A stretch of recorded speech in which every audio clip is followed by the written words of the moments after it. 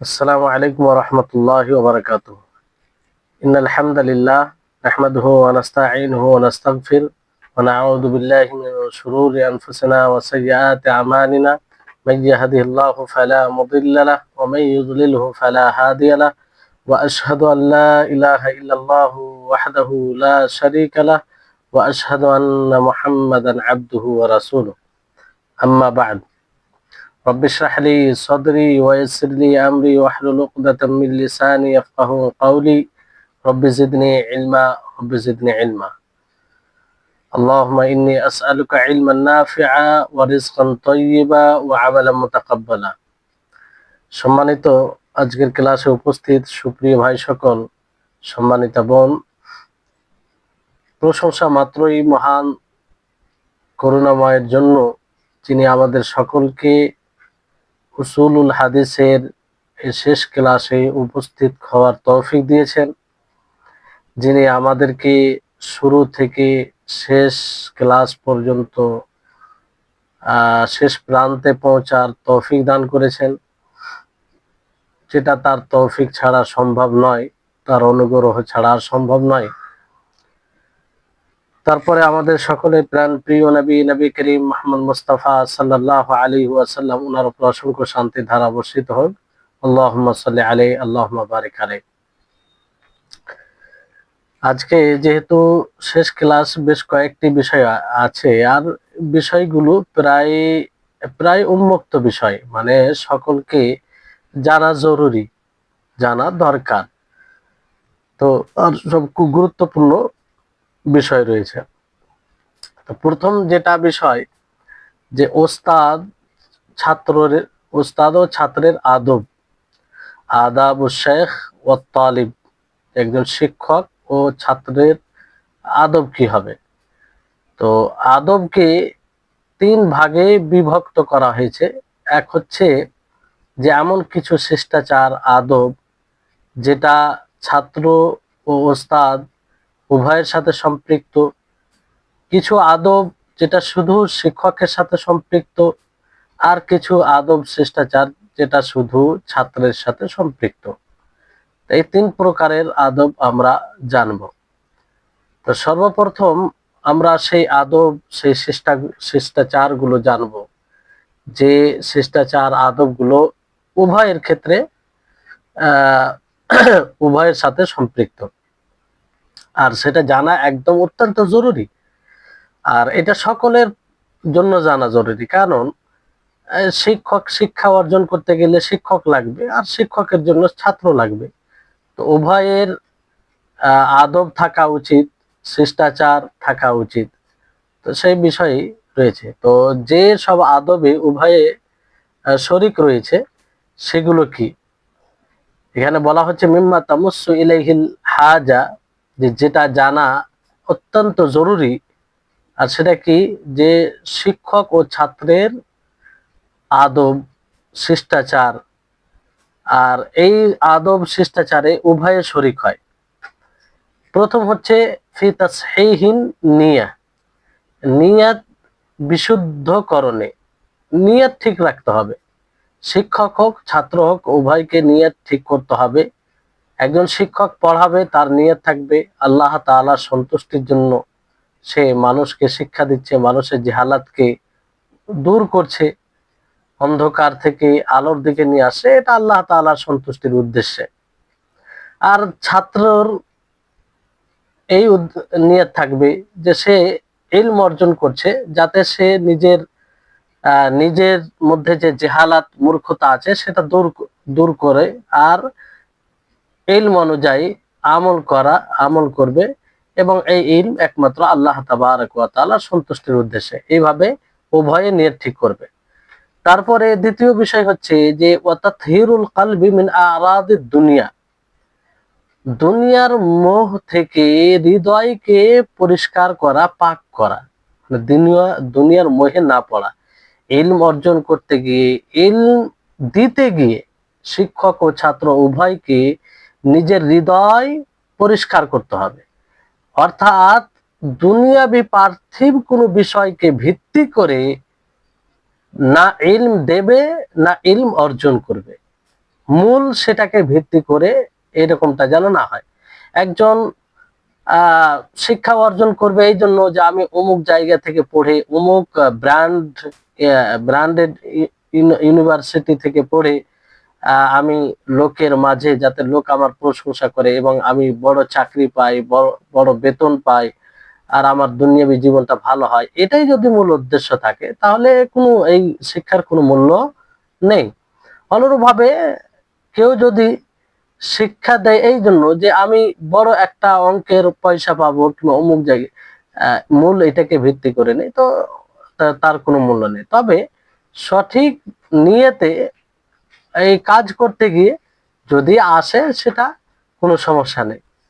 তারপরে আপনার তৃতীয় বিষয় যে ইলম অনুযায়ী আমল করা। শুধু ইলম অর্জন করলে হবে না, ইলম অর্জন করার ফজিলত অনেক আছে, আর উদ্বুদ্ধ শরীয়তে বিপুল ভাবে করা হয়েছে।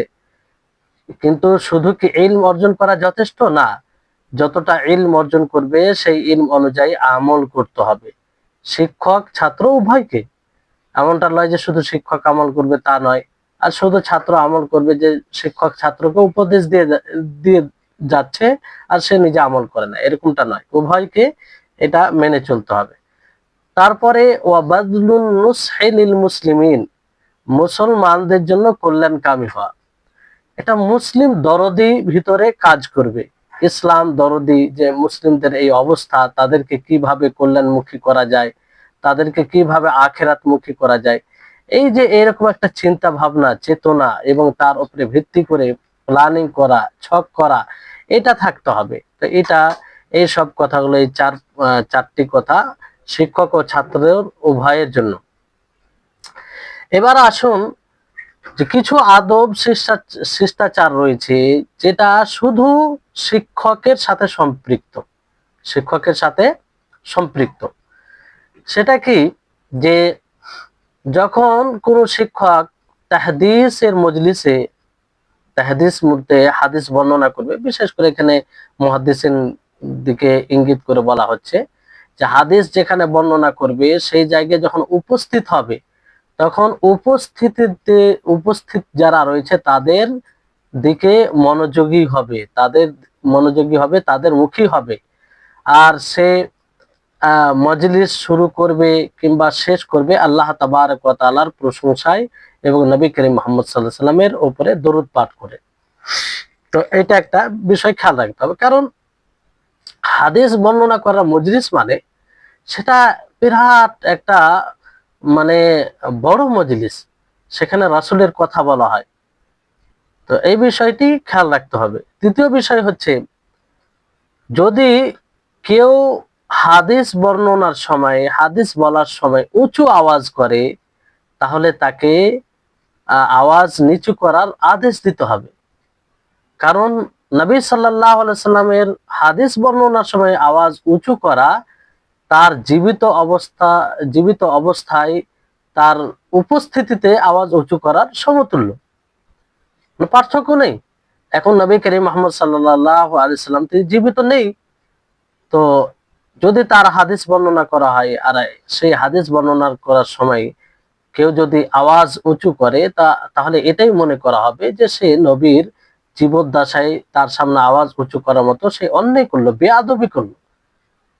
আর এই থেকে আল্লাহ তাবারক ওয়া তাআলা নিষেধ করেছেন, ইয়া আইয়ুহাল্লাযীনা আমানু লা তারফাউ আসওয়াতাকুম ফাওকা সাওতিন নবী, যে হে মুমিনগণ তোমরা নিজের কণ্ঠস্বরকে নবীর কণ্ঠস্বরের উপরে উঁচু করিও না। তো এখন তো নবী সাল্লাল্লাহু আলাইহি ওয়াসাল্লাম জীবিত নেই, তার মানে তার হাদিস এলে সেটাকে মেনে নেবে, সেখানে উঁচু আওয়াজ করবে না। তৃতীয় বিষয় হচ্ছে যে ওয়া আল্লা ইয়াকুমা লিআহাদিন আসনা আত-তাহদিস, যে হাদিস বর্ণনা করার সময় কেউ যেন না দাঁড়ায়, কেউ কথা না বলে, হ্যাঁ, আর কেউ তাড়াহুড়ো না করে, না রাস্তায় মানে বর্ণনা করে যেখানে সেখানে মানে কোনো নাই। প্রয়োজনটা তো বর্ণনা করতে হবে, রাস্তায় কাউকে হাদিস বলার প্রয়োজন পড়লো তাকে বোঝানো, তো কোনো সমস্যা নেই। তো এই হাদিসের মানে বর্ণনা করতে গিয়েও তার মর্যাদা দিতে হবে। হাদিস বর্ণনা করছে, কোনো মেহমান এলো, হাদিস বর্ণনা করতে করতে হাদিস বলাকে স্তব্ধ করে দিল, তারপর তার জন্য দাঁড়িয়ে গেল কিংবা তার সাথে কথোপকথন করতে লাগলো। তো এটা ঠিক নয়, এটা বেয়াদবি। রাসূলের হাদিস মানে কি, তাকে আনকমপ্লিট করে কি করে মানে অন্য মানুষের সাথে মনোযোগী হতে পারে? কারণ এটা হাদিসের মর্যাদার দাবি নয়।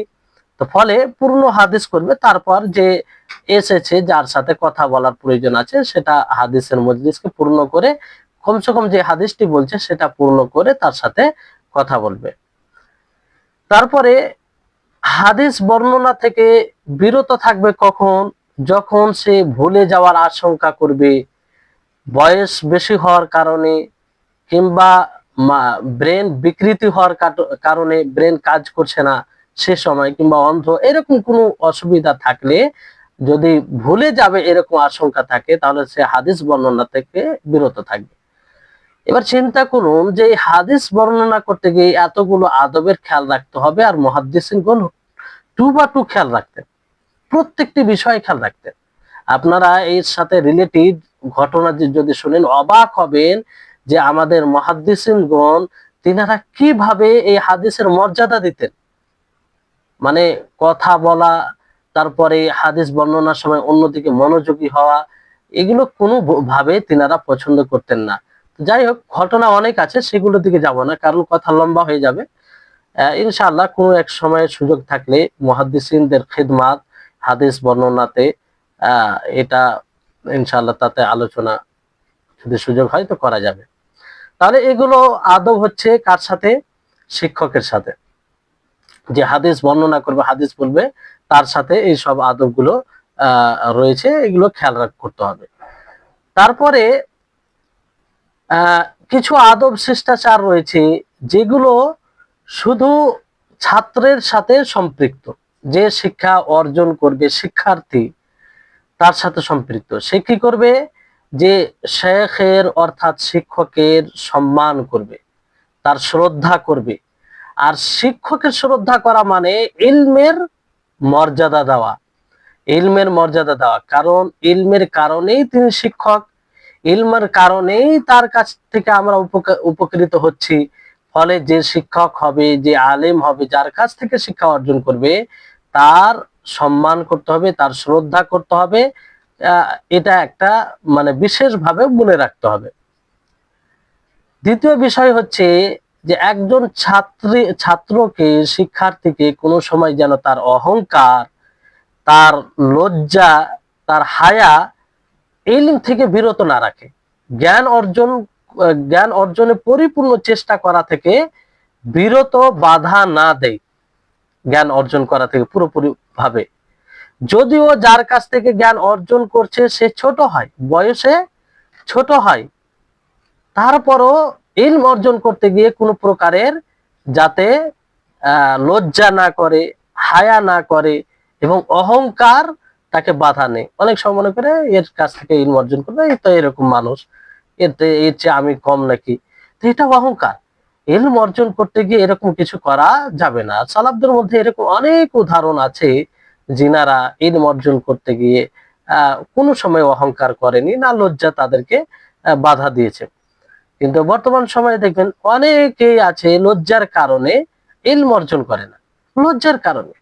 আর লজ্জার কারণে অনেক সংশয় জিজ্ঞাসা করে না। তো এই লজ্জা, এটা হচ্ছে নিন্দনীয় লজ্জা। আর এটা আসল প্রশংসনীয় লজ্জা নয়, এটাকে খাজিল বলা হয় আরবিতে, যে এটা মূলত প্রশংসনীয় লজ্জা নয়। তো এই বিষয়টি খেয়াল রাখতে হবে। আর এই জন্য সালাফগণ বলতেন যে অহংকারী এবং যে ইলমের প্রতি লজ্জাশীল হয় সে কখনো ইলম অর্জন করতে পারে না। মানে সে ওই রকমই থাকে, ইলম এলেও বাহ্যিক দিক দিয়ে দেখা যায়, কিন্তু মূলত সে ইলম দ্বারা সে নিজে উপকৃত হয় না এবং অন্যরাও উপকৃত হতে পারে না। তারপরে তৃতীয় বিষয় খেয়াল রাখতে হবে যে শিক্ষকের যে কঠোরতা রয়েছে তার উপরে ধৈর্য ধারণ করতে হবে। একটা মানুষ সবসময় একরকম মেজাজে থাকে না, কখনো সুস্থ মেজাজ, কখনো একটু শুষ্ক মেজাজ, কখনো একটু কড়া, কখনো মানে একটা মানুষের ফিতরাত, একটা স্বভাব। তো ছাত্রকে এটা ভেবে নিতে হবে যে হয় অনেক সময় হয়তো অকারণে বকাঝকা করে, অকারণে কিছু বলে দেয়, তো এটা সহ্য করতে হবে। হ্যাঁ, তাতে উত্তেজিত হয়ে গেলে হবে না, কারণ মানুষ সবসময় বরাবর থাকে না। তো ওই হিসাবে ওই দিক দিয়ে মানুষকে ভাবতে হবে। অনেক সময় হয়তো প্রশ্নের উত্তর দিতে গিয়ে রেগে যায়, সব সময় নাই, কোনো সময় রেগে যায়, হয়তো মেজাজ ঠিক থাকে না, তো এগুলো সহ্য করতে হবে। তারপরে বিষয়টি হচ্ছে যে একজন ছাত্রকে শিক্ষক যা বলবে সেটা ভালোভাবে সংরক্ষণ করার, মুখস্থ করার, সেটাকে কায়েদ করার মানে লিখে রাখার, এবং তা দ্বারা মানে সে শিক্ষক দ্বারা যা কিছু মুখস্থ করবে সেটা বারবার মুজাকারা করা সাথীদের সাথে, আর সেই বিষয়ে বারবার চর্চা করা, এটা জরুরি। মানে এটা করতে গেলে কি হবে, তার ইলমে মজবুতি আসবে, সে ভালোভাবে ইলম অর্জন করতে পারবে এবং সেটা স্থির থাকবে, সেটা স্থির থাকবে। এজন্য আব্দুল্লাহ ইবনে মাসউদ রাদিয়াল্লাহু তাআলা আনহুমা তিনি বলেন যে তাযাকারুল হাদিসা ফাইন্না মুযাকারাতাহু হায়াতুহু, যে তোমরা হাদিসের মুযাকারা করো, এক অপরের সাথে আলোচনা করো, বলাবলি করো, কারণ কোন হাদিসের মুযাকারা তাকে জীবিত করার সমতুল্য, মানে সেটা স্থির থাকে, মুখস্থ থাকে, ভুলে যায় না মানুষ। তারপর আব্দুল্লাহ ইবনে আব্বাস রাদিয়াল্লাহু তাআলা আনহুমা তিনি বলেন যে মুযাকারাতুল ইলমি সাআতান খায়রুম মিন ইহইয়াইল লাইলি, যে হাদিসের মুযাকারা করা, হাদিসের মানে আলোচনা করা, মানে ইলমের মুযাকারা করা, মুযাকারা মানে এক অপরের সাথে আলোচনা তর্ক করা। এই 1 ঘন্টা যদি আপনি ইলম নিয়ে আলোচনা করেন এক অপরের সাথে, তাহলে এই রাত্রিকে জীবিত করার মানে রাত্রি জাগরণ থেকে সেই 1 ঘন্টা উত্তম হবে। বুঝতে পেরেছেন? আর বাস্তবে এটা আপনি দেখবেন যে সব ব্যাপারে আপনি আলাপ আলোচনা করে থাকেন সাথীদের সাথে, সেটা আপনার ব্রেনে স্থির থাকে, সেটা ভুলেন না। আর যে সব ব্যাপারে কখনো আপনি কারোর সাথে গল্প করেননি, বলেননি, তাহলে ওই জিনিসটা ভুলে যান। এজন্য মাদ্রাসার ছাত্রদেরকে বিশেষভাবে এই জিনিসের প্রতি উদ্বুদ্ধ করা হয়। তাদেরকে বলা হয় যে তোমরা হালকা বানিয়ে এক একটা বই নিয়ে তোমরা আলোচনা করো, তর্ক করো, বলো, এক অপরকে প্রশ্ন করো, তাহলে এইভাবে স্থির থাকবে, মানুষের ব্রেন খুলবে। জি। তারপরে জুহরি তিনি বলেন যে আফাতুল ইলমি আন নিসয়ান ওয়া কিল্লাতুল মুযাকারা, যে ইলমের মুসিবত হলো ভুলে যাওয়া এবং মুযাকারা কম করা। মুযাকারা মানে এক অপরের সাথে আলোচনা করা, তর্ক বিতর্ক করা, এটা একদম কমিয়ে দেওয়া, না করা, এটা ইলমের মুসিবত। কেন মুসিবত? যে এই কারণে মানুষ ইলম ভুলে যায়, ইলম আস্তে আস্তে ভুলে যায় এই কারণে। তো এটা একটা বিষয়। তারপরে 5 নম্বর যেটা বিষয় খেয়াল রাখতে হবে যে ওয়াইন ইয়াকুনা হিফযুহু লিল হাদিস বিতাদাররুজ শাইয়ান ফাশাইয়ান ফাফিস সাহিহাইন খুযু মিনাল আমালি মা তুতিকুন, যে তার স্মরণ হাদিসের হিফজ এটা মানে আস্তে আস্তে করবে, ছোট হাদিস তারপর বড় হাদিস, তারপর এইভাবে মানে ক্রমবারে হাদিসকে মুখস্থ করতে হবে, আস্তে আস্তে আস্তে আস্তে বড় যেতে হবে, ছোট ছোট হাদিসগুলো মুখস্থ করবে। কিংবা হাদিসের বইগুলো যেগুলো রয়েছে দেখেন যে আরবাইন আন-নাওয়ি আছে, সেটা আগে মুখস্থ করবে, তারপর তার একটু উঁচু গেলে আপনার বুলুগুল মারাম আছে, সেগুলো মুখস্থ করবে কিংবা পড়বে, তারপরে উপরে ধাপে ধাপে উপরে যাবে। এই জন্য বলা হয়েছে যে তোমরা সাধ্য অনুযায়ী আমল করো, সাধ্য অনুযায়ী আমলের দায়িত্ব নাও, সহিহ বুখারীতে রয়েছে। তাই হচ্ছে বিষয়। তারপরে 6 নম্বর বিষয় হচ্ছে যে ওয়াইয়ামাল বিমা ইয়াসমাউ মিন আহাদিসিল ইবাদাত ওয়াল আদাব ফাযালিকা যাকাতুল হাদিস ওয়া সাবাবু হিফযিহি, যে যেটা শুনবে হাদিসের মধ্যে, হাদিস যেটা শুনবে সেটা ইবাদত সম্পর্কে হোক কিংবা আদব শিষ্টাচারের নিয়ে হোক, সেটার উপরে আমল করবে, সেটার উপরে কি করবে, আমল করবে, কারণ এটাই হচ্ছে হাদিসের যাকাত, হাদিসের যাকাত। আর সেই হাদিসকে মুখস্থ করার একটি অন্যতম মাধ্যম।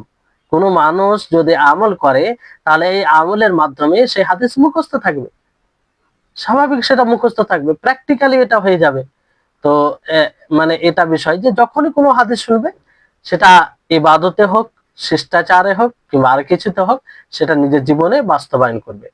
ওয়াকিল রাহিমাহুল্লাহ তিনি বলেন যে ইদা আরাদতা আন তাহফাজাল হাদিস ফা'মাল বিহি, যে যখন তোমরা হাদিস মুখস্থ করার ইচ্ছা পোষণ করবে, তখন তোমরা তার উপরে আমল করবে। তাহলে হাদিস, আপনি যদি চান যে আমি হাদিস মুখস্থ করব, তাহলে আপনি হাদিসের উপরে আমল করুন, তো স্বাভাবিক আপনার সেই হাদিসটি মুখস্থ থাকবে। ইমাম আহমদ রাহিমাহুল্লাহ তিনি বলেন যে মা কাতাবতু, দেখেন সালাফে সালেহিনদেরকে দেখেন, এইখান থেকে একটা চিন্তা করুন, তিনারা ইলম অর্জন করার সাথে সাথে আমলের প্রতি কত আগ্রহী ছিলেন। ইমাম আহমদ রাহিমাহুল্লাহ তিনি বলেন যে মা কাতাবতু হাদিসান ইল্লা ওয়াকাদ আলিমতু বিহি হাত্তা মাররা বি আন্না নবী সাল্লাল্লাহু আলাইহি ওয়াসাল্লাম ইহতাজামা ওয়া আতা আবা তাইবা দিনারান ফাহতাজামতু ওয়া আতাইতুল হাজ্জামা দিনার, যে আমি এমন কোন হাদিস লিখিনি যে হাদিসটা আমি জেনেছি আর সেটার উপর আমল করিনি, এরকম কোন হাদিস আমার এতে মানে যায়নি, জীবনে যায়নি। এমনকি তিনি উদাহরণ দিলেন যে নবী সাল্লাল্লাহু আলাইহি সাল্লাম এক এক জায়গা থেকে যান, তো ওখানে মানে সিঙ্গা লাগানো হয়, মানে সিঙ্গা বলা হয় যে রক্ত, খারাপ ব্লাডটা, নষ্ট ব্লাডটা বের করা হয়। তো আল্লাহ নবী সিঙ্গা লাগানোর পরে তিনি আবু তাইবাকে এক দিনার দেয়।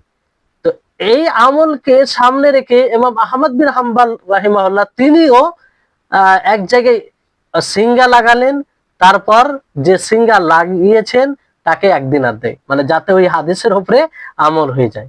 তো এই ছিলেন তিনারা, এই জন্য তিনাদের ইলমে বারাকা, তিনাদের ইলম জীবিত থাকবে যতদিন মানুষ আছে, নাম তাদের নিবে। ইমাম আহমদ রাহিমাহুল্লাহ তিনি বলেছেন, তিনারা একটা মুসনাদে আহমদ কিতাব রয়েছে, সবসময় ওনাদের নাম, তাদের জন্য তারা দোয়া পেতে আছেন। তো একটা হচ্ছে তাদের তাকওয়া এবং আমলের বারাকা। 7 নম্বর বিষয় হচ্ছে ওয়া আল্লাহ ইয়াকতাসির আলা সিমাইল হাদিসি ওয়া কাতবিহি দুনা মা'রিফাতিহি ওয়া ফাহমি, যে শুধু হাদিস শ্রবণের উপরে যথেষ্ট করলে হবে না, বরং হাদিসকে লিখতে, হাদিস শ্রবণ ও লেখার উপরে যথেষ্ট করলে হবে না, বুঝতে হবে। মানে না বুঝলে তো কোনো লাভ নেই। সে হাদিসটির মর্ম কি, অর্থ কি, সে হাদিস থেকে কি বোঝা যায়, এটা বুঝতে হবে। একজন শিক্ষার্থীকে, ছাত্রকে এটা বোঝার চেষ্টা করতে হবে। 8 নম্বর বিষয় হচ্ছে যে একজন শিক্ষার্থী সব সময় সাহিহাইন, সহিহ বুখারী, সহিহ মুসলিমকে প্রাধান্য দিবে, তারপরে সুনানে আবু দাউদকে, তারপর সুনান তিরমিজিকে, তারপর সুনান নাসাইকে, তারপরে ইবনে মাজাকে, তারপর সহিহ ইবনে খুজাইমা, তারপরে সহিহ ইবনে হিব্বান, তারপর সুনান কুবরা আল বাইহাকি, তারপরে যেগুলো প্রয়োজন রয়েছে মাসানিদ, মুসনাদ আহমদ, যেমন জাওয়ামি, তারপরে হাদিসে যেগুলো আরো গ্রন্থ রয়েছে, সংকলিত বই রয়েছে সেগুলো। তো এই হচ্ছে বিষয়। তারপরে ইলালের মধ্যে যেমন ইমাম আহমদ বিন হাম্বল রাহিমাহুল্লাহর ইলাল, দারাকুতনি, ইমাম দারাকুতনির ইলাল, ইবনু আবি হাতিমের ইলাল, তারপরে নামের ব্যাপারে কিছু লেখা হয়েছে, যে তারিখের ব্যাপারে তারিখুল কাবির লিল বুখারী, তারপরে তারিখ ইবনে আবি খায়সামা, তারপরে যেগুলো বইয়ে নামকে জব্দ করা হয়েছে, নামের মানে ভালো করে বুঝিয়ে দেওয়া হয়েছে যে এই নামটা এরকম হবে, তো এই ব্যাপারে বই রয়েছে ইকমাল লি ইবনে মাকুলা, ইকমাল লি ইবনে মাকুলা। তারপর গরিব মানে অপরিচিত শব্দের পরিচয় করিয়ে দিয়েছে, এমন শব্দ আছে যে দুর্বোধ, মানে দুর্গম্য শব্দ, মানে বোঝা যায় না, ওই শব্দের ব্যাখ্যা করেছে। তো এরকম ব্যাপারে একটা বই আছে আর নেহায়া লি ইবনিল আসির, আর এগুলো যাতে মজবুত হয়ে যায়, বোঝা যায়। তো এই হচ্ছে, আপনি যদি বইগুলো দেখেন, অনেক সাধারণ মানুষের ধারণা নেই। সাধারণ মানুষ মনে করে কি যে মাদ্রাসায় পড়ে কোরআন হাদিসের বইগুলো আছে এগুলো পড়ে। আপনি বই যদি দেখেন সালাফ গণের বই, তো আপনি অবাক হবেন যে তারা এত অল্প সময়ে এতগুলো বই কিভাবে লিখেছেন। এমনও সালাফদের মধ্যে আলেম আছেন যে তার বইয়ের পাতা যদি তার জীবনের সাথে হিসাব করা হয়, তো মিনিটে মানে 50-এর কাছাকাছি এরকম হয়ে যায়। তো এটা ভাবতে অবাক লাগে, এটা আসলে বারাকা তাদের জীবনে, এটা তো সম্ভব নয়, কিন্তু কিভাবে হয়েছে আল্লাহ আলাম, তাদের জীবনের একটা বারাকা। কারণ হাদিসে আছে মানুষ যখন সৎকর্ম করবে, ভালো কাজ করবে, তা আল্লাহ তাআলা তাদের জীবনে বারাকা দান করে। তো সেই বারাকার এগুলো লক্ষণ। তো এই হচ্ছে বিষয়। তাহলে এগুলো ছাত্রের সাথে সম্পৃক্ত যেগুলো আদব শিষ্টাচার, এগুলো খেয়াল রাখতে হবে।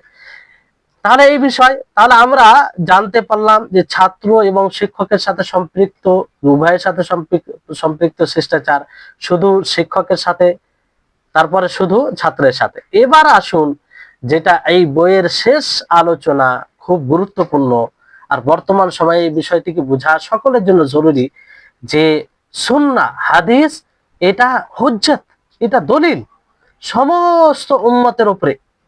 হ্যাঁ, মানে খাতিমাতুন ফি আন্না সুন্নাতা হুজ্জাতুন আলা জামিইল উম্মাহ, মানে শেষ বইয়ের শেষ হচ্ছে এই এই বিষয়ে, যে সুন্নাহ নবী সাল্লাল্লাহু আলাইহি সাল্লামের হাদিস এটা সকল উম্মতের উপরে হুজ্জাত, দলিল।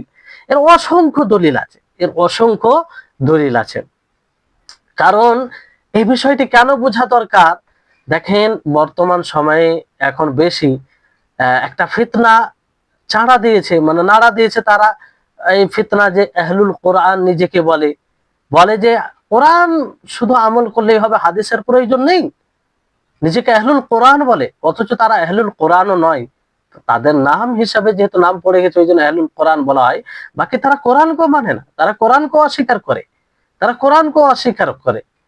তো এদের মোকাবেলা করতে হবে, আপনাকে বুঝতে হবে। আপনি কমসে কম যদি বুঝেন যে তারা ভুল পথে আছে, তারা পথভ্রষ্ট, তাহলে আপনি তাদের নিকটে যাবেন না, তাদের কথায় গুরুত্ব দিবেন না, তাদের থেকে মানুষকে সতর্ক করবেন। আর যখন আপনি বিষয়টি না বুঝবেন, তো কোনো সময় ওই ইচ্ছা ইচ্ছা না হলে কোনো সময় তাদের কথা আপনার কর্ণে পৌঁছাবে, বাহ্যিক দিক দিয়ে খুব চমৎকার মনে হবে, ফলে আপনি তাদের কথাই প্রভাবিত হয়ে তাদের তাদের জালে, তাদের ভ্রষ্টতার জালে ফেসে যাবেন। ফলে এই বিষয়গুলো বুঝতে হবে, আপনাকে আঁচ করতে হবে যে না, এটা তারা একদম পথভ্রষ্ট, সূর্যের আলোর নেই, তারা পথভ্রষ্ট, এতে কোনো সন্দেহ নেই। কারণ কোরআন হাদিস ছাড়া সম্ভব নয় বুঝা, না হাদিস কোরআন ছাড়া বোঝা সম্ভব। দুটোই এক অপরকে মানে আবশ্যিক করে ধরে রাখে, মানে এক অপর ছাড়া বোঝা যায় না। তো আল্লাহ তাবারক ওয়া তাআলা যেমন কোরআনুল কারীমে বলেন, ওয়ামা আতাকুমুর রাসূলু ফাখুযুহু ওয়া মা নাহাকুম আনহু ফান্তাহু, সূরা হাশরের ৭ নম্বর আয়াত, যে রাসূল তোমাদেরকে যা দেবে তার সেটা গ্রহণ করে না, যা থেকে নিষেধ করবে সেটা থেকে বিরত থাকো, সেটা থেকে কি থাকো, বিরত থাকো। এর চাইতে আর সুস্পষ্ট দলিল কি হবে? তো রাসূল কি দিবে বলেন? রাসূল তো হাদিস দেবে না, রাসূল কি দিবে? হাদিস দিবে। সেটাকে আল্লাহ তাআলা বলেছেন যে রাসূল যা দিবে তুমি গ্রহণ করো। তো এটা কি সুন্নাহ হুজ্জাত আমাদের জন্য, দলিল আমার জন্য? এটা দলিল নয়। তারপরে আল্লাহ তাবারক ওয়া তাআলা কি বলেন, কুল ইন কুনতুম তুহিব্বুনাল্লাহ ফাত্তাবিউনি ইউহিব্বুকুমুল্লাহ ওয়া ইয়াগফির লাকুম যুনুবাকুম, সূরা আলে ইমরানের ৩১ নম্বর আয়াত, যে হে নবী আপনি বলুন, যদি তোমরা আল্লাহকে ভালোবাসো, তোমরা আল্লাহকে ভালোবাসো, ফাত্তাবিউনি, আপনি বলুন যে আমার যেন অনুসরণ করে, অর্থাৎ নবীর অনুসরণ করে। তো নবীর অনুসরণ কিসে করবে? আরে যে যার ভিত্তিতে অনুসরণ করবে সেটা তো হাদিস না। আল্লাহ নবী বলেছেন যে এইভাবে চলো, এইভাবে চলবে, তোমরা এটা করো না, ওটা সেটা করবে না, ওটাই তো হাদিস, রাসূল সাল্লাল্লাহু আলাইহি ওয়াসাল্লামের আদর্শ। তো যদি আল্লাহ নবীর অনুসরণ করি, তা আল্লাহ তাআলা আমাদেরকে ভালোবাসবে, আর আল্লাহ তাআলা ক্ষমা করবে। তারপরে আল্লাহ তাবারক ওয়া তাআলা সূরা আহজাবের ২১ নম্বর আয়াতে বলেন, লাকাদ কানা লাকুম ফি রাসূলিল্লাহি উসওয়াতুন হাসানাতুন লিমান কানা ইয়ারজুল্লাহ ওয়াল ইয়াউমাল আখির, যে তোমাদের জন্য রাসূল সাল্লাল্লাহু আলাইহি সাল্লামের জীবনীতে উত্তম আদর্শ রেখেছে।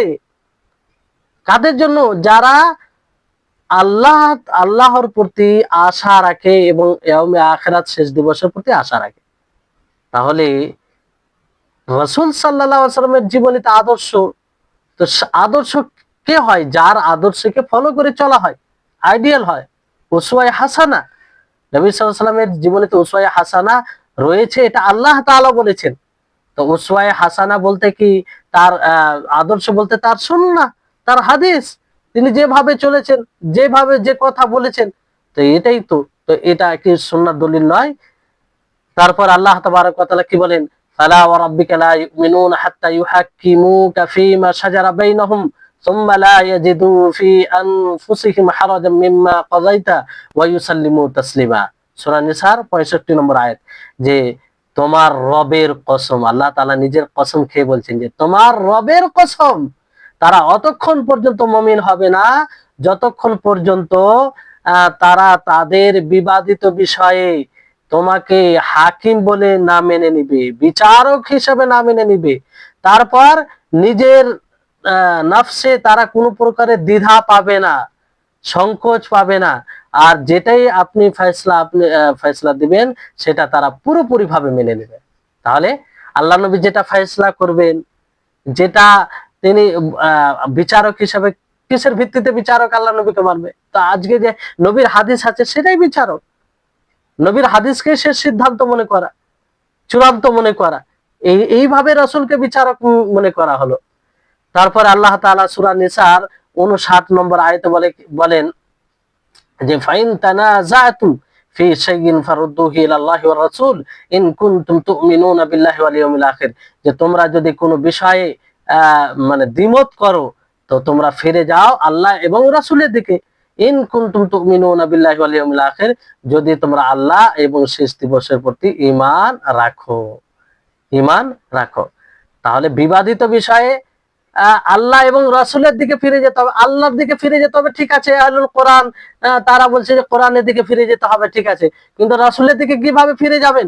সেই সব জাহিল গুলোকে বলবেন রাসূলের দিকে কিভাবে ফিরে যাবে? রাসূলের দিকে ফিরে যাওয়া মানে হাদিসের দিকে ফিরে যাওয়া, হাদিস, রাসূল সাল্লাল্লাহু আলাইহি ওয়াসাল্লামের সুন্নাহ কি। তারপরে আল্লাহ সুবহানাহু ওয়া তাআলা তিনি সূরা নূরের 63 নম্বর আয়াতে বলেন যে ফালইয়াহদারিল্লাযীনা ইউখালিফুনা আন আমরিহি আন তুসিবাহুম ফিতনা আও ইউসিবাহুম আযাবুন আলীম, যে তাদেরকে ভয় করা উচিত যারা রাসূলের হুকুমের বিরুদ্ধাচরণ করে, রাসূলের আদেশকে অমান্য করে। কিসের ভয় করবে? যে তারা ফিতনার সম্মুখীন হবে এবং তারা ভয়ঙ্কর যন্ত্রণাদায়ক শাস্তির সম্মুখীন হবে। বুঝতে পেরেছেন? তাহলে এখানে রাসূলের হুকুমের বিরুদ্ধাচরণ, তো রাসূল যে এতগুলো হুকুম দিয়ে রেখেছে, তিনি এতগুলো দিক নির্দেশনা দিয়ে রেখেছেন, তার বিরুদ্ধে তো সেগুলো কি? সেগুলো তো হাদিস। তো এরকম ভাবে অসংখ্য দলিল আছে, যে দলিলগুলো দ্বারা এটা স্পষ্ট, দলিল দ্বারা এটা স্পষ্ট। তারপরে এই রাসূল সাল্লাল্লাহু আলাইহি সাল্লামের সুন্নাহ আইম্মায়ে আরবা, চার ইমামগণের নিকটে মানে দলিল, এবং সমস্ত ওলামায়ে রাব্বানীন, হকপন্থী ওলামাদের নিকটে দলিল, এবং তারা কখনো এটা অনুমতি দেয়নি যে রাসূলের কথার উপরে কারো কথাকে প্রাধান্য দিতে হবে, রাসূলের কথার উপরে কোনো মনীষীর উক্তিকে প্রাধান্য দিতে হবে, তারা কখনো অনুমতি দেয়নি। চার ইমাম থেকে নিয়ে আপনি আরো যে ওলামায়ে রাব্বানীন রয়েছে, হকপন্থী ওলামায়ে কেরাম রয়েছে, তারা সকলে এই মত দিয়েছেন। তাদের আপনি উক্তি শুনবেন, আপনি অবাক হবেন। তা আজকে যারা অন্ধ অনুসরণ করছে ওই চার ইমামের, তারা কিভাবে কিসের ভিত্তিতে তাদের অন্ধ অনুসরণ করে? অবাক লাগে। অথচ সেই চার ইমামের সুস্পষ্ট উক্তি রয়েছে, হ্যাঁ, আপনারা বুঝতে পারবেন। তো ওনারাও সব সুন্নাতের তাজিম করতেন, সুন্নাতকে প্রাধান্য দিতেন এবং সুন্নাহ অনুযায়ী আমল করাকে এটা সঠিক মনে করতেন। ইবনু আবিদিন তিনি মানজুমার ভাষ্যকারে লিখেন, যেটা নাম রেখেছেন উকুদু রাসমিল মুফতি। তো আবু হানিফা থেকে বিশুদ্ধভাবে এটা প্রমাণিত। তিনি বলেন ইদা সাহাল হাদিস ফাহুয়া মাযহাবি, যে হাদিস বিশুদ্ধ হলে সেটাই আমার মাযহাব, সেটাই আমার পদ্ধতি, সেটাই আমার আমল। এটা কার কথা? ইমাম আবু হানিফার কথা। তো যারা আজকে ইমাম আবু হানিফার অন্ধ অনুসরণ করে, তাদেরকে একবার তো ভাবা উচিত যে আমাদের ইমাম, যার আমরা অনুসরণ করছি, তিনি বলছেন যে সঠিক হাদিস পেলে সেটাই আমার মাযহাব, সেটাই আমার মাসলাক, সেটাই আমার পদ্ধতি। আর আজকে এই মানে জাহেলগুলো সেটাকে মানে ভুলে গিয়ে কি করে যে না, ইমামের নিকট থেকে যেটা চলে আসবে সেটা কখনো ভুল হতে পারে না, তারা হাদিসকে প্রত্যাখ্যান করে দেয়, হাদিসকে রদ করে দেয়। আল্লাহ এদের হেদায়েত দান করুন। এত ধৃষ্টতা তারা দেখায়, দুঃসাহসিকতা দেখায়। তারপরে ইমাম ইবনু আব্দুল বার তিনি ইমাম আবু হানিফা থেকে নকল করে বলেন যে এরকমই কথা তিনি নকল করে বলেন। তারপর মালিক থেকে বলেন যে ইমাম মালিক রাহিমাহুল্লাহ বলে, ইমাম মালিক একজন প্রখ্যাত ইমাম, তারও অনুসরণকারী রয়েছে, অন্ধ অনুসরণ মালিক যাদেরকে বলা হয়।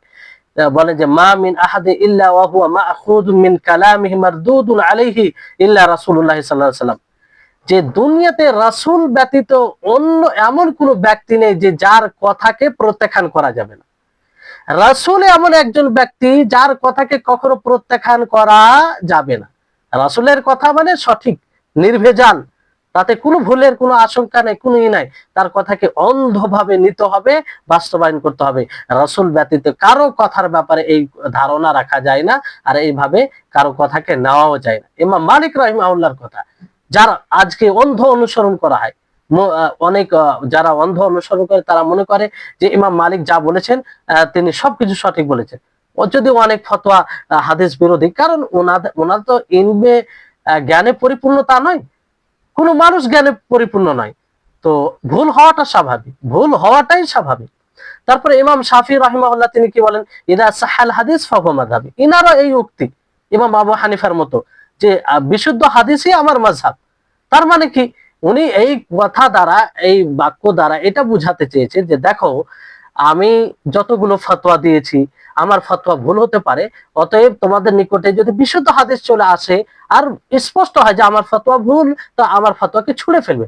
আর এই ধরনের কথা ওনারা স্পষ্ট করে বলেছেন। যেমন তিনি বলেছেন এইভাবে যে রাআইতুম লাউ রাআইতুম কালামি ইউখালিফুল হাদিসা ফা'মালু বিল হাদিসি ওয়াদরিবু বিকালামিল হাইদ, যে যদি তোমরা আমার কথাকে দেখো, আমার ফতোয়াকে দেখো যে হাদিস বিরোধী, কি বিরোধী, হাদিস বিরোধী, তাহলে তোমরা হাদিসের উপরে আমল করবে এবং আমার কালামকে, আমার কথাকে, আমার উক্তিকে, আমার ফতোয়াকে দেওয়ালে ছুঁড়ে ফেলবে। এত স্পষ্ট ভাবে আর কে বলে বলেন তো? সেই ইমামের কথা, ইমাম শাফির কথা আজকে যার অন্ধ অনুসরণ করা হয়, সেই ইমামের বিরুদ্ধে একটা কথা শুনতে চায় না, বিরুদ্ধে তো নয়, হক কথা শুনতে চায় না। তো ওনাদের এই উক্তি, তো মূলত তাদের যদি ভালোভাবে শ্রদ্ধা রাখে, তারা তাদের কথা মানে, তো অন্ধ অনুসরণ করা মানে তাদের বিরোধিতা করা। তারা তো বলেছে যে আমার ফতোয়া, আমার কিছু ভুল হলে, হাদিস বিরোধী হলে হাদিসকে নেবে, আমার কথাকে ছুঁড়ে ফেলবে।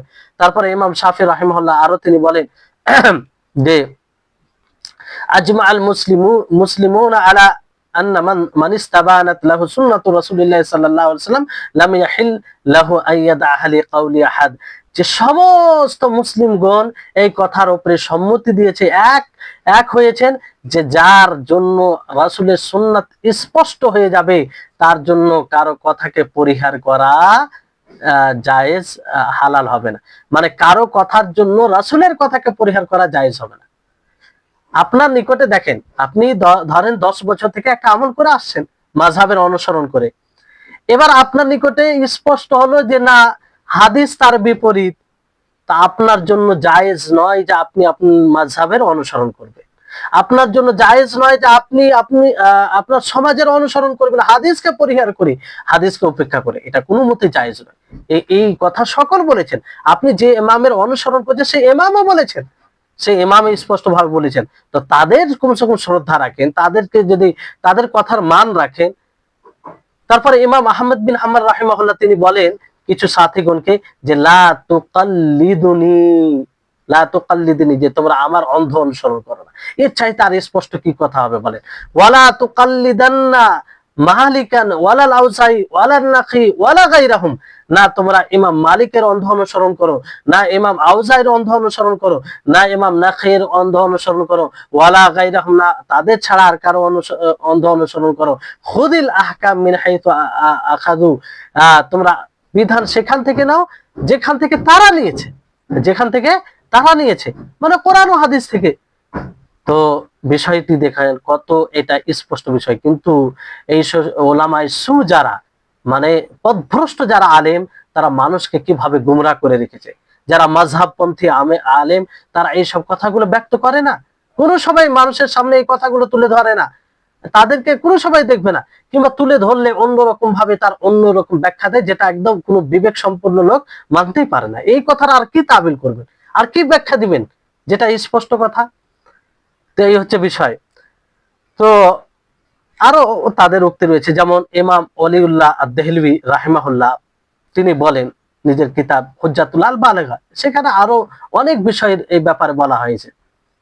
তিনি বলেন যে লাম ইয়াকুনিন নাসু মুজতামিঈন আলা তাকলিদিল খালিস লিমাযহাবি ইমামিন বিআইনিহি, যে মানুষ প্রথমে খালিস কোন মাযহাবের নির্ধারিত অন্ধভাবে অনুসরণ করত না, আর না কোনো তারই আহকাম বিধানকে মানত, এরকম ছিল না। কিন্তু যখন চতুর্থ মানে 400 হিজরি হলো, মানে 4 শতাব্দী হিজরি হলো, মানে প্রায় 400 বছর পরে, 400 বছর পরে তখন মানুষ মানে এই 400 বছর তার আগে তো ভালো ভালো জামানা সময় পার হয়ে গেছে, তো মানুষ দায়ে বায়ে ছড়াতে শুরু করলো, আর মানুষ অন্ধ অনুসরণ করতে শুরু করলো, অন্ধ অনুসরণ করতে শুরু করলো। আর এমন ভাবে অন্ধ অনুসরণ এটা অনুপ্রবেশ করতে লাগলো, যেমন পিপিলিকা নিঃশব্দে প্রবেশ করে ওইভাবে প্রবেশ করতে লাগলো, তারা বুঝতেই পারলো না।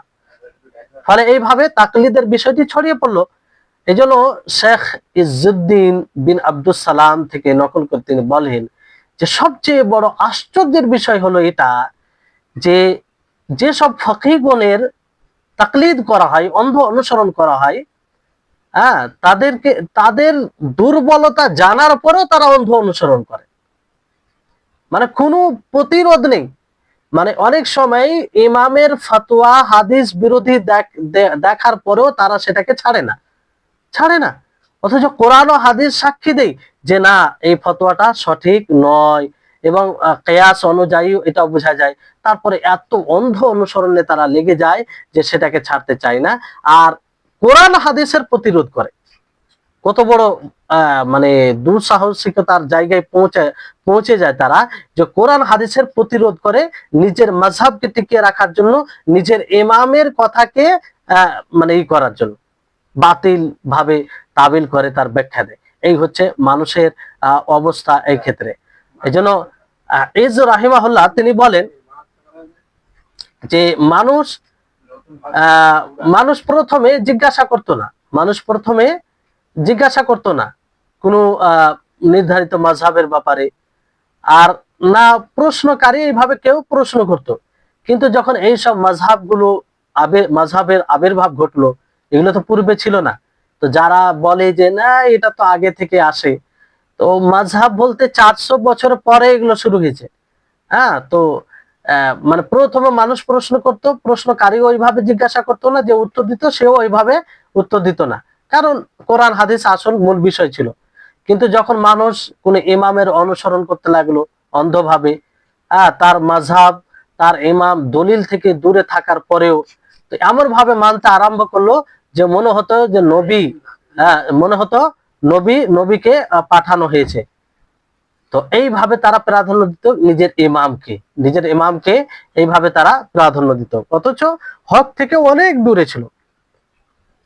ইমাম ইবনুল কাইয়িম রাহিমাহুল্লাহ তিনি ইলামুল মুওয়াক্কিঈনে বলেন যে অনেক মানুষকে আপনি দেখেন তাদের বাস্তবতা আপনি মিলিয়ে নেবেন, মিলাতে পারবেন, আপনি সচক্ষে দেখবেন এগুলো।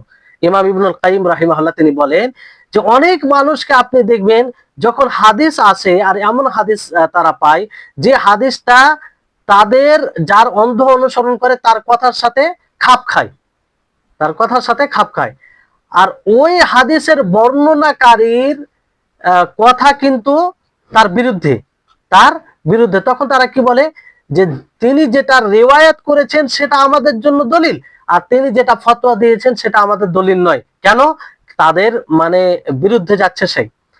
আবার ফের যখন কোনো বর্ণনাকারীর মত উক্তি আসবে, তাদের মানে যার অনুসৃত ব্যক্তি, যার অন্ধ অনুসরণ করে তার কথা অনুযায়ী আসবে, আর হাদিস তার বিপরীত হবে, তখন তারা কি বলবে যে বর্ণনাকারী হয়তো নিজের রিওয়ায়াতের বিরোধিতা করেছে, অবশ্যই তার কাছে অন্য কোন রিওয়ায়াত, সঠিক রিওয়ায়াত আছে, সঠিক হাদিস আছে, ফলে এই হাদিসটি রহিত হয়ে গেছে।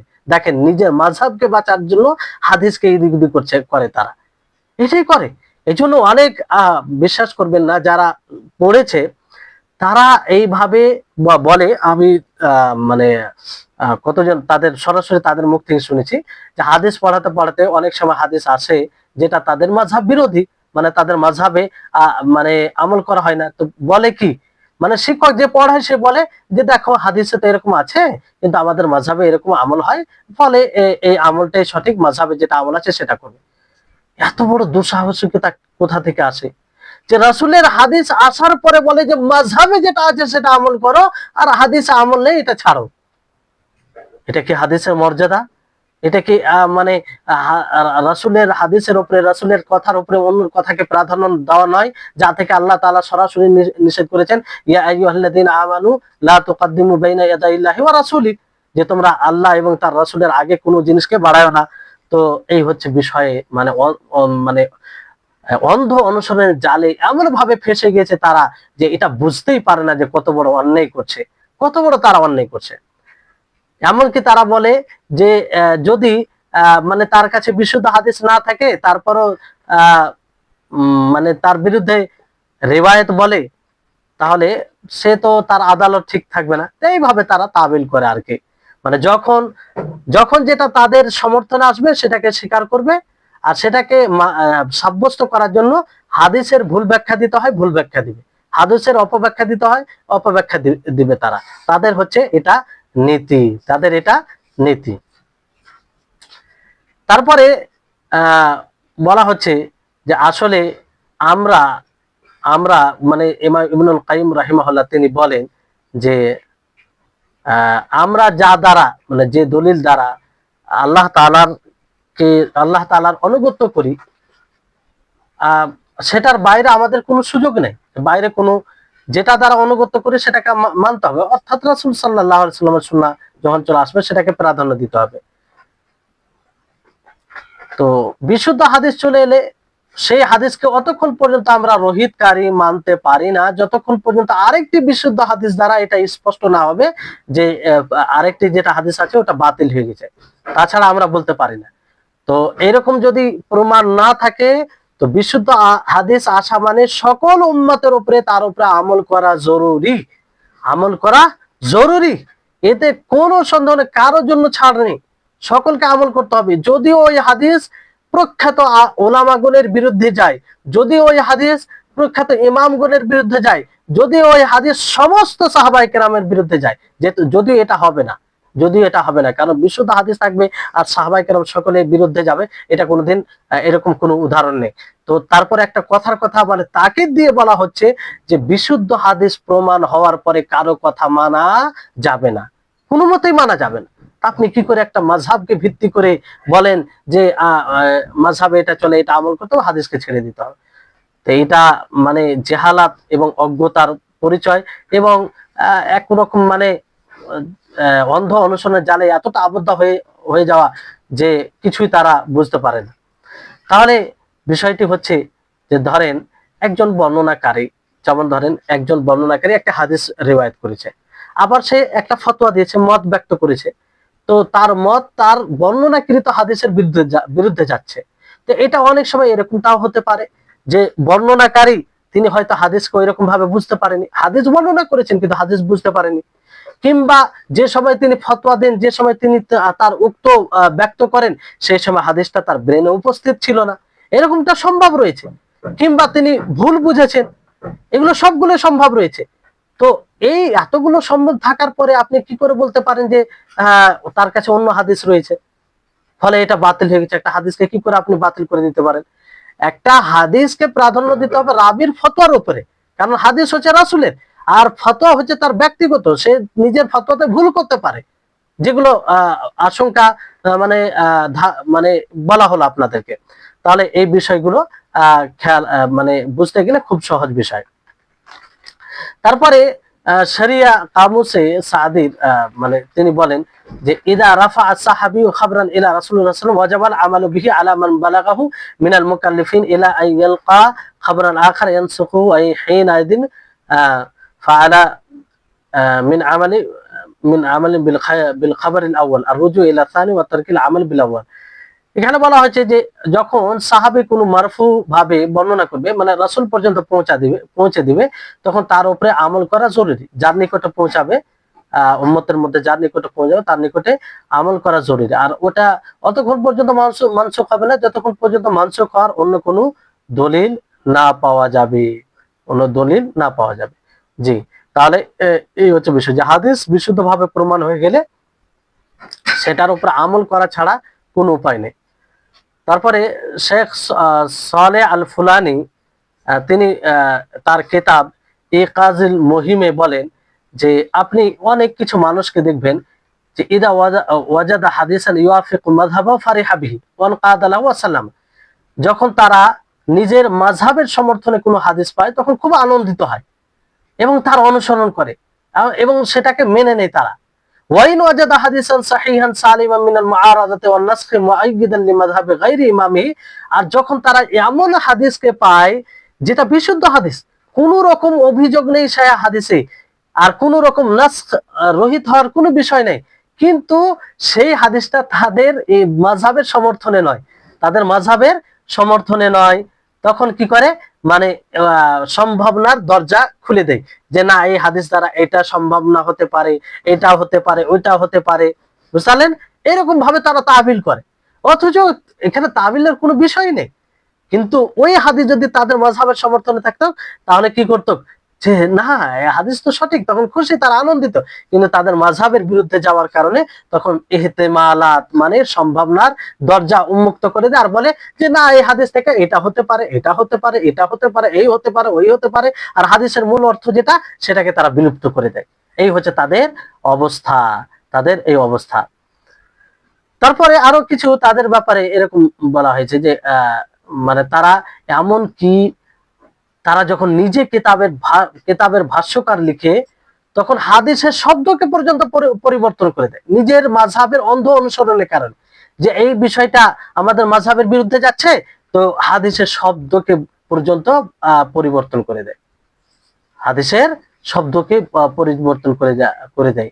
কিংবা যদি সেটা না পারে তখন কি বলে যে ও বিনা দলিলে দাবি করে দেয় যে এটা বাতিল, এটা নাসিখ। তো নাসিক কখন হবে? দলিল ছাড়া নাসিক হয়ে যাবে যতক্ষণ পর্যন্ত অন্য কোনো দলিল দ্বারা সাব্যস্ত না হবে যে এটা নাসিখ, পূর্বের হাদিস মানসুখ। আর নাসিক মানসুখ হওয়ার কারণগুলি আপনাদেরকে বলেছি কি কি উপায়ে হয়। তো ওই সব বিষয়, কোন বিষয় যতক্ষণ না পাওয়া যাবে ততক্ষণ আপনি কোনো হাদিসকে নাসিক বলতে পারেন। আপনি কে? আপনি কে কোনো হাদিসকে নাসিক বলবেন, রহিতকারী বলবেন? ও কারণে ও দলিলে আপনার মাযহাবের সমর্থনে না থাকার কারণে, এটা তো ধৃষ্টতা হাদিসের উপরে। তারপরে হয়তো বিতর্ক শুরু করবে, আমল করবে না। এই হচ্ছে তাদের মানে দুর্বল মানসিকতার পরিচয় তাদের। এটা থেকেও যদি তারা সক্ষম না হয় তো কি করবে? বলবে যে দাবি করবে যে তাদের ইমাম সমস্ত রিওয়ায়াতের উপরে জানতেন, সমস্ত রিওয়ায়াতকে জানতেন, এই হাদিসও ছুটেনি, কিন্তু এই হাদিসকে ছাড়ার একমাত্র কারণ হলো ইমামের যে এই হাদিসে কোনো তান আছে, কোনো দোষ আছে, ত্রুটি আছে। দেখেন কিভাবে তারা কথা বলে, মানে ইমামকে এমন স্থানে পৌঁছে যায় যে মনে হচ্ছে মাসুম আলীর খাতা, তার দ্বারা ভুল হতে পারে। দেখেন যে ইমামের কথাকে সাব্যস্ত করার জন্য বলে যে সব যখন নাসিক বলার সুযোগ পেল না কিংবা পরিবর্তন করার সুযোগ পেল না, তখন কি বলে যে হয়তো ইমাম তো জানে, এইসব হাদিসের ব্যাপারও জানে না, জানে কিন্তু ছেড়ে দিয়েছে কারণ এই হাদিসে কোনো ত্রুটি হতে পারে। কি হতে পারে? ত্রুটি হতে পারে। তখন এইভাবে হাদিসটিকে শেষ পর্যন্ত তারা পরিহার করে দেয়, মানে ছেড়ে দেয়, আর ইমামের কথাকে তারা এইভাবে নিয়ে নেয়। তো এই হচ্ছে তারা মানুষে মানে এমন ভাবে হাদিসের সাথে আচরণ করে যে হাদিসকে মানে মান বানায়, ভিত্তি বানায়, ইমামের মাযহাব হাদিসকে নিচে করে দেয়। নাউজুবিল্লাহ। আল্লাহ তাআলা তাদেরকে হেদায়েত দান করুন। কিন্তু তারা যদিও বাস্তবে মুখ দিয়ে তো বলবে না কখনো এই কথা, কিন্তু তাদের আমল, তাদের ব্যবহার, তাদের মানে আচরণ এটাই বলে তাদের মাযহাব হচ্ছে সর্বোচ্চ স্তরে আর হাদিস হচ্ছে নিচে। কিন্তু এটা কত বড় অন্যায়, এটা কত বড় অন্যায়। তারপরে এমন আপনি বই পাবেন যে যখন আপনি মাশহুর মাযহাবের মধ্যে কোনো বই দেখবেন, মানে আপনি যখন কোনো মাযহাব তাদেরকে নসিহা করবেন, মানে উপদেশ দিবেন, কিংবা তাকলিদের নিন্দা করবেন, অন্ধ অনুসরণে, কিংবা কারো মতকে প্রাধান্য দেওয়ার নিন্দা করবেন, তখন তারা আপনার ব্যাপারে বিভিন্ন রকমের মন্তব্য দিতে শুরু করবে আর আপনার নিন্দা করতে লাগবে। আর আপনি যদি লিখিত আকারে বলেন তো আপনার লেখাকে তারা পরিহার করবে, আপনার লেখাকে তারা কি করবে, পরিহার করবে। তারপরে আরো বলেন, এখানে বইয়ে রয়েছে যে শেখ মোহাম্মদ হায়াত আসিন্দি রাহিমাহুল্লাহ থেকে তিনি নকল করেন, ফুলানি বলে একজন, যে দেখেন এটা খুব গুরুত্বপূর্ণ পয়েন্ট, ভালো করে শুনবেন, এটা খুব গুরুত্বপূর্ণ পয়েন্ট। আপনি যারা অন্ধ মাযহাবী অনুসরণকারী তাদের মানে খণ্ডন করতে পারবেন এই পয়েন্ট দ্বারা। উনি বলছেন যে আন্না সাহাবাতা লাম ইয়াকুনু কুল্লুহুম মুজতাহিদিন আলা ইসতিলাহিল উলামা, যে সমস্ত সাহাবায়ে কেরাম ওলামাদের পরিভাষায় সকল সাহাবায়ে কেরাম মুজতাহিদ ছিলেন না। মুজতাহিদ বলে জানেন, মুজতাহিদ মানে যে কোরআন ও হাদিসের আদলে কোন বিষয়ের সমাধান দেয়, মানে ইজতিহাদ মাসলা ইস্তেমবাদ করে, কোন জিনিসের ফতোয়া দেয়, সব রকম দলিলকে উপস্থাপন করে। তো সমস্ত সাহাবায়ে কেরাম মুজতাহিদ ছিলেন না, এটা ওলামাগণ তারা বলেন। যেমন সাহাবীদের মধ্যে কেউ গ্রাম্য এলাকায় থাকতেন, কেউ এমন ছিল যে মাত্র একটি হাদিস শুনেছেন রাসূল থেকে, কেউ এরকম ছিল যে নবী সাল্লাল্লাহু আলাইহি সাল্লামের সাথে একবার দেখা করেছেন মাত্র।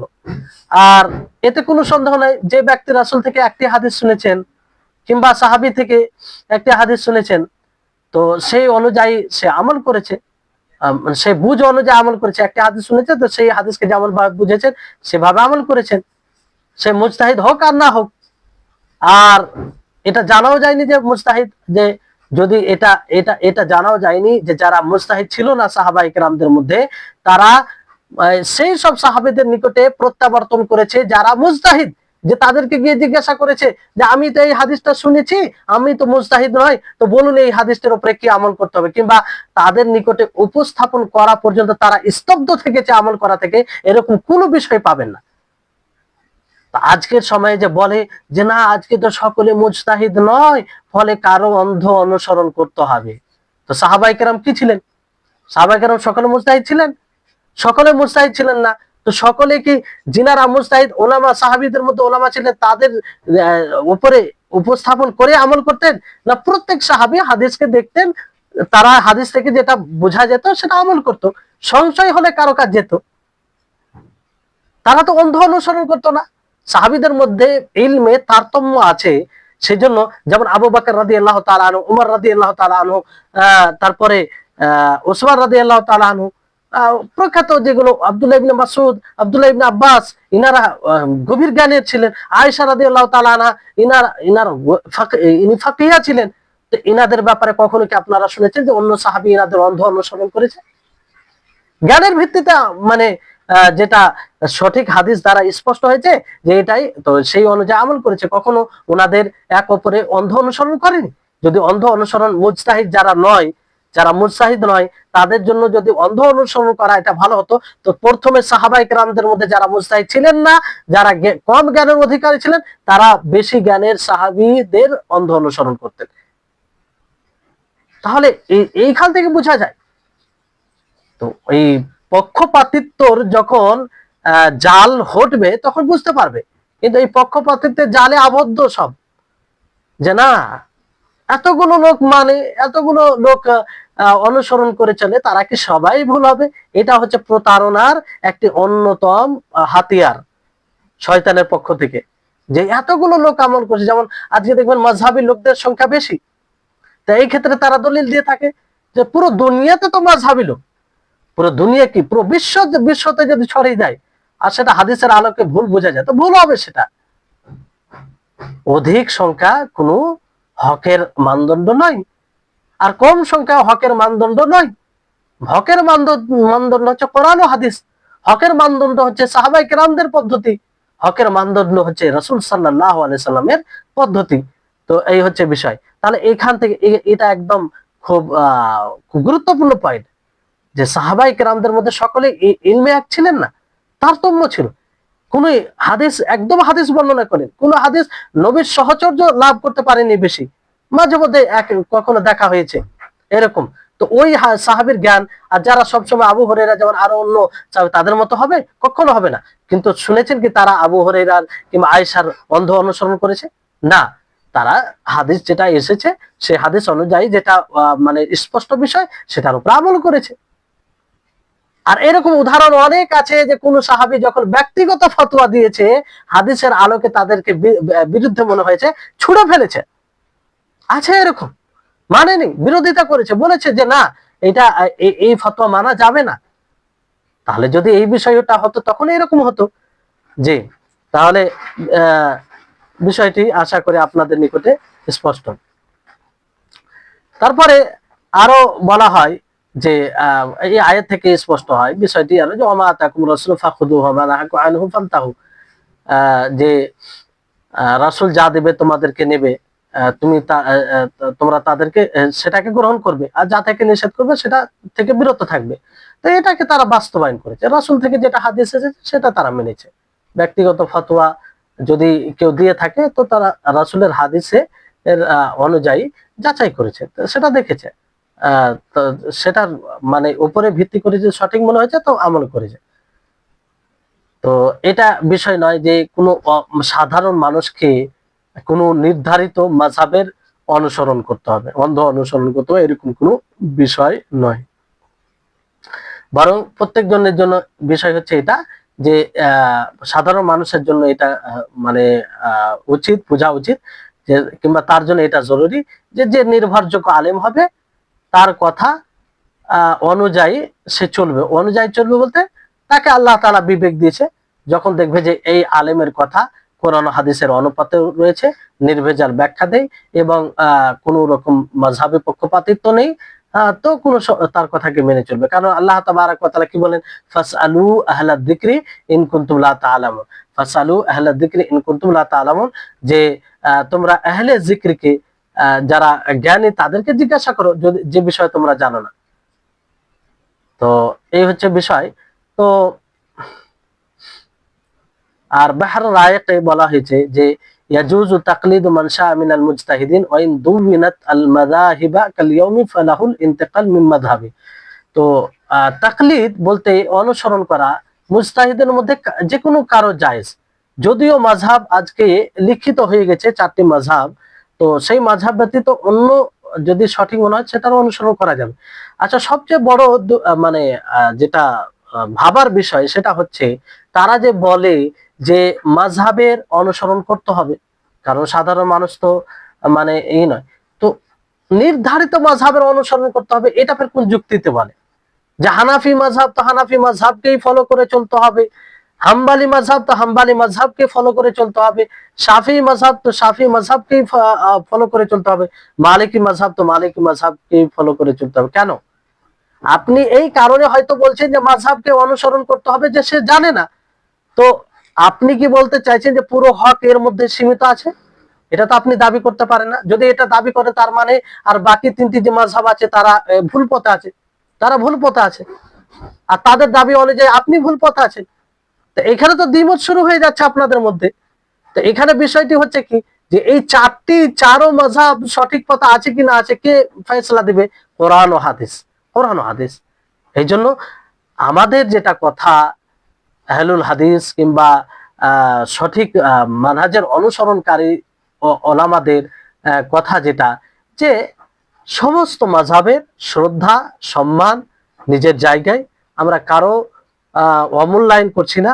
তবে ইমাম শাফির কথা, ইমাম শাফি, ইমাম মালিক, ইমাম আবু হানিফা, ইমাম আহমদ বিন হাম্বল, ইন চারো ইমাম রাহিমাহুমুল্লাহ, ইন চারো ইমামের কথাকে মানি।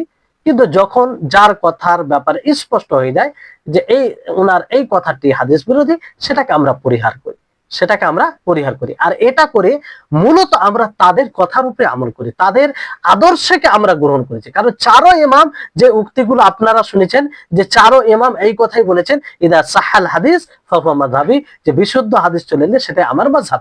আর এমন ভাবে তারা বলেছেন যে যখনই আমার কথা, আমার ফতোয়া হাদিস বিরোধী হবে তখন আমার কথাকে ছুঁড়ে ফেলবে, এইভাবে সব ইমামগুলো ব্যক্ত করেছেন।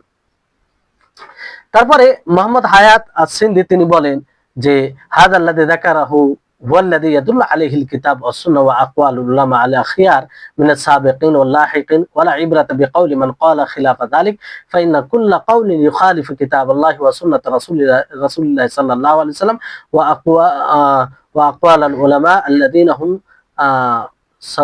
আল্লাযীনা হুম সুদুরুদ্দিন ফাহুয়া মারদুদুন আলা কাইলিহি। বলেন যে এই সব কথা যেগুলো বলা হলো এর এর উপরেই কোরআন ও হাদিস প্রতিমন, এবং ওলামায়ে রাব্বানিয়িনদের এটাই কথা, যা পূর্বে হোক পরবর্তীতে সমস্ত ওলামায়ে কেরাম এই কথাই বলেন। আর এর বিরুদ্ধে যারা কথা বলেছে তাদের কথাগুলো ধর্তব্যের বিষয় নয়, কারণ একটা সাফ কথা, পরিষ্কার কথা, যে যার কথায় কিতাবুল্লাহ ও সুন্নাতে রাসূলের বিরুদ্ধে যাবে, ওলামা, গ্রহণযোগ্য ওলামাদের বিরুদ্ধে যাবে, সেটা সেটার কোনো মানে ধরার বিষয় নেই, সেটা প্রত্যাখ্যাত তাদের কথা, কোনো বিষয়। এই জন্য বলতো তিনি বলছেন যে ওয়ালা আযুমু ইল্লা আদিমুল ইলম ওয়া কাসীরুত তাআসসুব ওয়াল্লাহুল মুওয়াফিক লিমা ইউহিব্বু ওয়া ইয়ারদা ওয়ালা কাওলা লি আহাদিন মা রাসূলিল্লাহ সাল্লাল্লাহু আলাইহি ওয়াসাল্লাম কাইনাম মান কানা ওয়া আইয়ান কানা ওয়া মিম্মান কানা।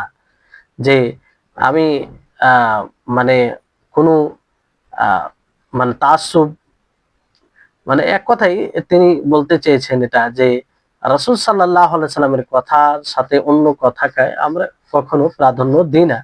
সে সেই কথা যারই হোক না কেন, সে যতই উঁচু মানের হোক না কেন, যতই বড় জ্ঞানী হোক না কেন। এজন্য বলা হয় যে ওয়াইদা জা নাহরুল্লাহি বাতালা নাহরু মাকিদ, যে অবসান হয় রে রাত্রি নিশীথের ঝলমলে তারকার। মানে এটার অর্থ এইভাবে, মানে হক চলে আসার পরে তখন বাতিলটা উন্মুক্ত হয়ে যায়, বাতিল উন্মুক্ত হয়ে যায়।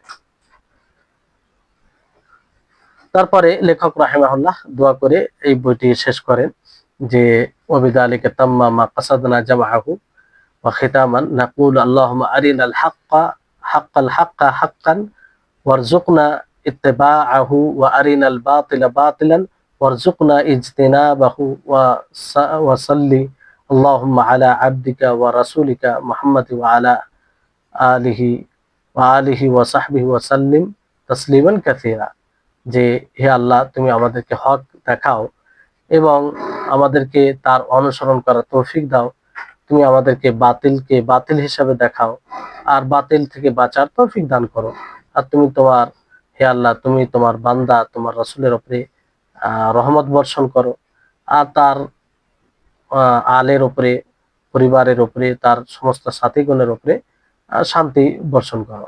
তো এইভাবে আমরা আলহামদুলিল্লাহ আল্লাহর বিশেষ রহমতে মিন আতিয়াবিল মিনা ফি মুস্তালাহিল হাদিস এই বইটি আমরা শেষ করলাম। শেখ আব্দুল মুহসিন আল আব্বাদ হাফিজাহুল্লাহ সংকলিত বই, যেটা উসুলুল হাদিসে বইটি রয়েছে। আল্লাহ তাবারক ওয়া তাআলার নিকটে দোয়া করি আমাদের যেন এই 20টি ক্লাস ইলমে বারাকার কারণ হয়, এবং আমরা যতটুকু সময় দিলাম এর জন্য আল্লাহ যেন এই সময়টুকু ইবাদত হিসাবে গ্রহণ করেন, আর এইসব বিষয়গুলো যেন বোঝার জন্য সহজ হয়, সহজ আগামীতে যখনই আমরা শুনবো সেটা সহজে যেন বুঝতে পারি, আর এই ইলম যেন আমাদের মধ্যে টিকে থাকে। আল্লাহ তাআলা যারা শুরু থেকে শেষ পর্যন্ত এই ক্লাসে অংশগ্রহণ করেছেন, করে আসছেন, আজ পর্যন্ত আছেন, তাদের জন্য বিশেষভাবে দোয়া করি আল্লাহ যেন তাদেরকে আরো ইলম অর্জনে এরকম ভাবে তৌফিক দান করুন, আর এইভাবে যেন সারা জীবন ইলম অর্জন করতে থাকে, কারণ ইলম অর্জন করাটাই সবচেয়ে বড় ইবাদত, যেটা আপনাদেরকে বলা হয়েছে। আর বিশেষ করে যারা এই ক্লাসের ব্যবস্থা করেছে তাদেরকে আল্লাহ তাআলা এর জাযায়ে খায়ের দান করুন, এবং আগামীতেও মানুষের উপকারের স্বার্থে এরকম ইহসানমূলক কাজ করার জন্য তাদেরকে আরো তৌফিক দান করেন, আর এইভাবে যেন নিঃস্বার্থভাবে মানুষের উপকারে তারা আসতে থাকে, এই কামনা করি আল্লাহ তাআলার নিকটে। এই বলে আজকের ক্লাস শেষ হচ্ছে, এবং এই ক্লাস এই কোর্সও আজকে আজ আজ এর সমাপ্তি ঘটছে। আল্লাহ তাআলা আমাদের সকলকে ভালো রাখুন। ওয়া আখির দাওয়ানা আলহামদুলিল্লাহি রাব্বিল আলামিন। আসসালামু আলাইকুম ওয়া রাহমাতুল্লাহি ওয়া বারাকাতুহু।